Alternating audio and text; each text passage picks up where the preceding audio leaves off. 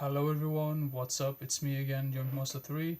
And yeah, I do know that I promised you in my previous video that I will try to make something else than your typical top 5 of the month or update videos. So I decided to make a top 10 list. And I think some of you might laugh at this because I have told you before that I just do not like Disney, at least not today's Disney. So I figured, well, I should give them some credit for some of the older stuff because today's video is going to be my top 10 Disney movies, like my favorite Disney movies. And also, I must say that if you see a film, if you don't see a film on this list, and you think, well, how could you forget about that one or that one? I've probably seen like 90 or 95% of the older Disney films, and some of them I might have only seen like once or twice, and I don't have that much memory of them. So these are the ones that I remember the most, and the ones that I watched the most. That I also watched the most. That's what I wanted to say. So yeah, let's begin right away with number 10. At number 10, and by the way, if you think any of the titles on these DVDs looks really weird and sketchy, the reason why is because these are all like Swedish DVDs, so they pretty much come with the Swedish title of the film. So I'm gonna tell you the English title, obviously, when I talk about these films. But yeah, at number 10, we have the film The Sword in the Stone, which I think is rather underrated. I think this is very innocent, very funny, very like, I mean, very like cozy in a way. I mean, I really like. I know the main character, the name, what's his name, Arthur in the film. He's basically just called Wart throughout the entire film. Um, but I mean, he's like the main character in this one. But I think Merlin and his owl Archimedes, they are really the best things about this film. I really love their type of relationship. They're always like picking on one another like all the time, and they just seem to hate each other, but they sort of like each other. I mean, deep inside in a way, but they are really funny and really entertaining. These people, they are really funny. So yeah, now I feel like I'm repeating myself over and over again. But yeah, The Sword and the Stone. I also really like the fact that there isn't really that many songs. I mean, don't get me wrong, there are some really good like Disney songs in some of the older ones, but I've never been a that big fan when they always seem to like sing like every single minute. I mean, that's one of the reasons why I don't care too much for musicals in general. I just can't take them seriously. I think they're just like, why? I mean, a song here and there, yeah, sure, but not more than that. But yeah, anyway, Sword in the Stone at number 10. And at number 9 is a film from the 80s, of course. The Disney film Oliver and Company. Now, this is a little fun story. I think I might have told you this before, but there was like a really old like Swedish DVD release of this one that wasn't supposed to get released on the market because the people that were involved in the original dubbing of this in the Swedish version, they demanded more money from Disney, and Disney pretty much said no. So they chose to have new dubbed voices for the characters. So the film got re-released. So the other one got pretty much pulled from existence. So there was only a few of them that got out on the market, and those are really sought after today. But I don't really care too much about it because I think in general, I think I actually did grow up with the newer dubbed version. So yeah, but this story has pretty much been told before. This is basically like Oliver Twist, but in the animal kingdom, and it takes place in the 80s in the big city. I believe this takes place in New York in the 80s. So yeah, and it's about this cat that pretty much gets adopted by these groups of dogs. And first they just say right away that, oh, we don't like cats at all, but eventually they have a second opinion about Oliver the cat. So it's pretty much their caretaker. What's his name? Fagin. I can't remember the name of the guy. No, yeah, Sykes is the bad guy. Okay, yeah, Sykes is the guy that pretty much demands money from this guy. I think it is Fagin, if I'm not completely wrong. But yeah, anyway, Oliver and Company. Damn. Yeah, number 9. I think I like that because it has such an 80s vibe to it. Maybe that's the reason why it ended up on this list as well. Once again, my love for cats is really like shining with this one. Aristocats at number. Let's see, I actually have the list on the phone, so that's the reason why I looked down. At number 8. Now this one, once again, this is another one where I actually pretty much like care for the side characters more than the main characters, because they are really entertaining and really funny. And even though, like I said before, that I don't care too much about Disney songs or like songs in Disney films, this whole scene when they're at this house and they're just partying, I mean, I really like that.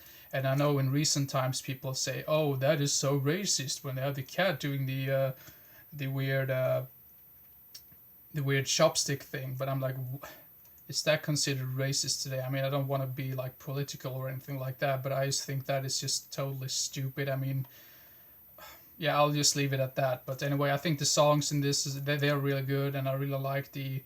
I mean, the bad guy. I mean, he is so stupid that it gets kind of funny as well. So yeah, Aristocats at number 8. Number 6 is a film that is actually a sequel to an older film, and I actually think this is way superior than the first one. And the film is The Rescuers Down Under, basically about Bernard and Bianca.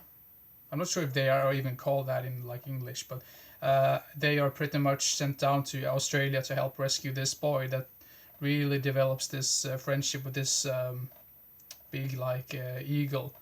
And of course it's this bad guy that just wants to kill off the some of the owl, like the kids, the owl kids, what I'm talking about, the eagle kids, just so he can make money off of it, because this is like a really big bird and all that, so he can make a whole lot of money from that. So it's pretty much about, yeah, that guy trying to capture this eagle, and it's up to the boy and the rescuers to save the day.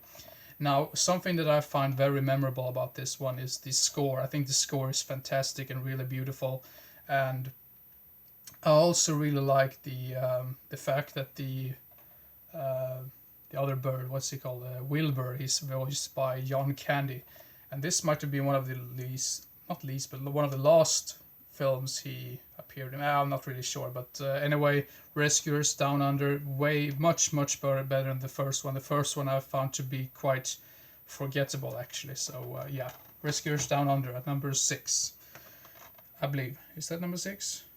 Or am I completely wrong here? No, that was number 7. Sorry. And now we get to number 6. Number 6 is The Jungle Book.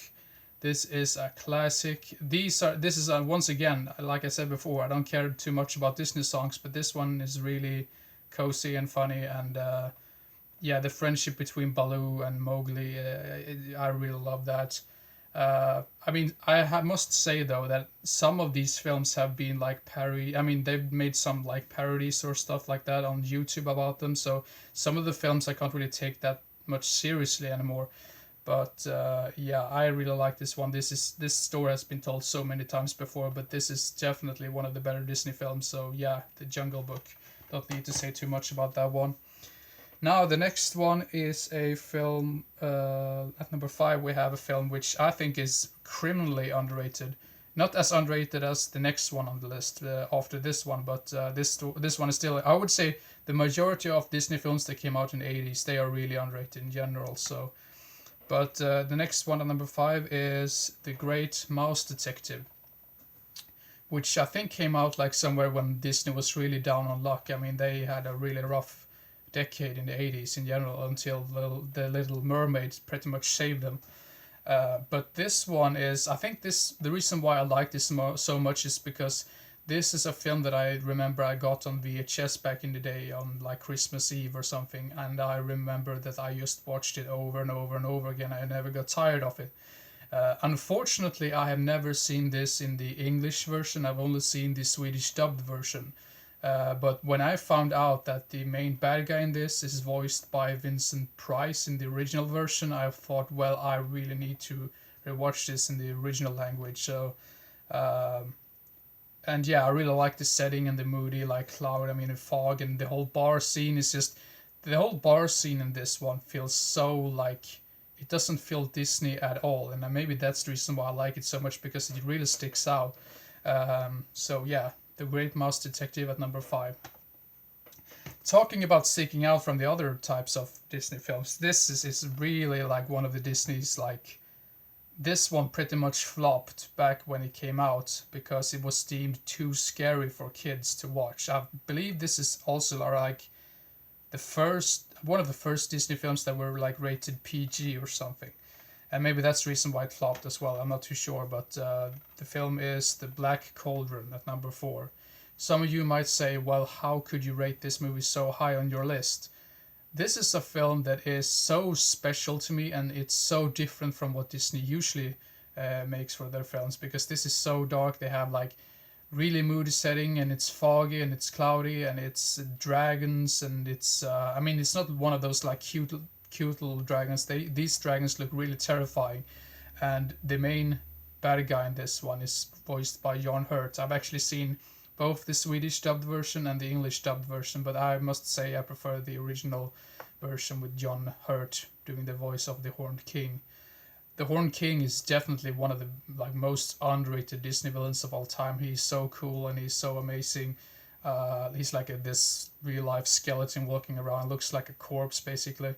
And it's like living dead people in this one as well. This is such a weird Disney film, but that's maybe the reason why I like it so much. And there's like no songs or anything in it at all. I mean, yeah, I love this one, and I really like the really atmospheric soundtrack, or like the score to this one as well. So yeah, The Black Cauldron at number 4. At number 3 is a film that I watched. I think I've actually only watched the Swedish dubbed version of this, but that's the reason is because the guy who provides the voice for the bad guy in this one, in the Swedish version, he does such an amazing job, and he really goes through. I mean, he is 100% like into this role. So number 3 we have Robin Hood. Like I said, I only watched the Swedish version, or like the Swedish dubbed version.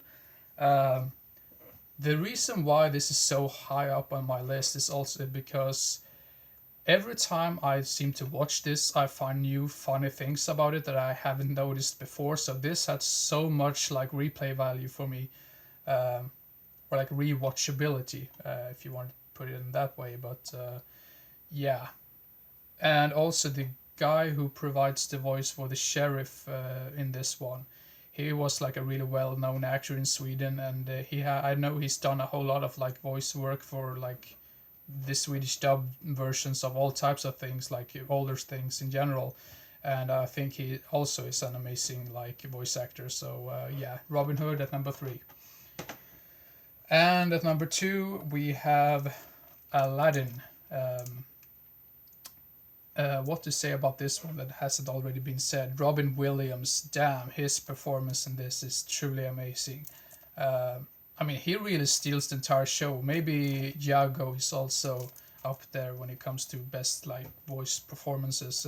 He is voiced by what's his name, Gilbert Godfrey, I believe. Such a fitting like voice for that type of character. And I would say that's probably like the best things about this film, that the dubbing is so amazing from all parts. I mean, I think all the voices fits really perfectly with their characters. So yeah, Aladdin. And by the way, I remember when I was a kid, when I watched this for the first time, I was quite freaked out by Jafar when he was disguised as that old man in the dungeon.